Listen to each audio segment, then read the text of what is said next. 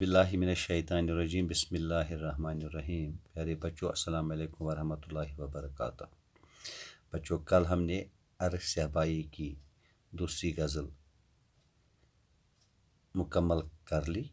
आज मैं आपको अरश सहबाई के गज़ल के सवालात हल कराने जा रहा हूँ। पहला जो सवाल है वो है अरश सहबाई की हयात और शायरी पर नोट की।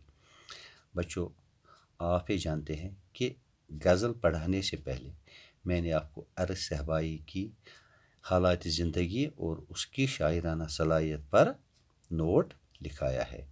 वही नोट इस पहले सवाल का जवाब है।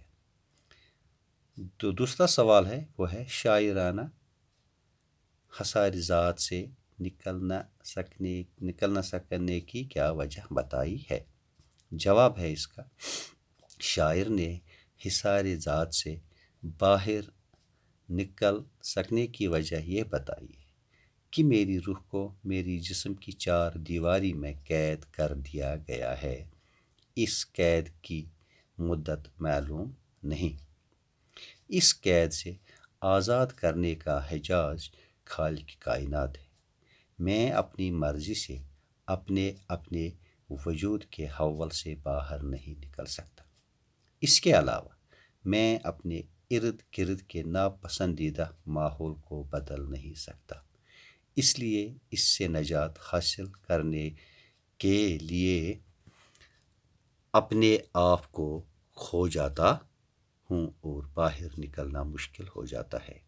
बच्चों, सवाल छ वनान शायर कि बह क्या छुस न हेकान यह अहातः फुट्रयित तो बह क्या छुस न हेकान अम क्या हेकान यह रूह नेबर नीरित, अमुक वजह क्या छु।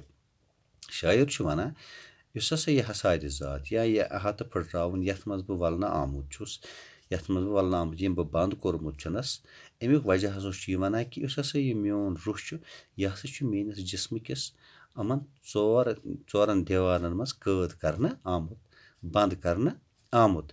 मगर मे छन पता कि यह रूह कत्स कालस छु कैद, अमुक वक्त छु मे मालूम कि यह कत्स कालस छु, यह रेतन हुंद छा, दोहन हुंद छा, वरियन हुंद छा, यह छन मे पता कि अमुक अमे कैद निश आज़ाद करनुक हक हसा छु सिर्फ परवरदिगार सु योतन, युस खालिक कायनात छु सुई हसा हेकि यह अमे कैद मज आज़ाद यह करित।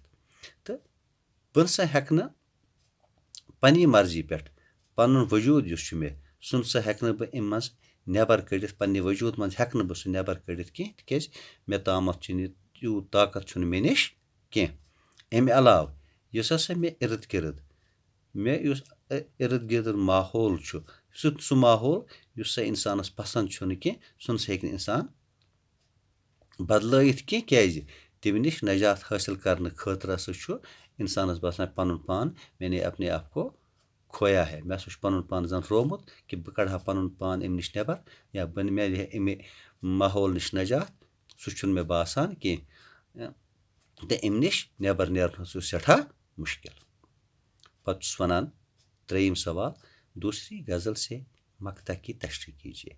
इसका जवाब है दूसरी गज़ल का मक्ता तशरीह दर्ज झेल है।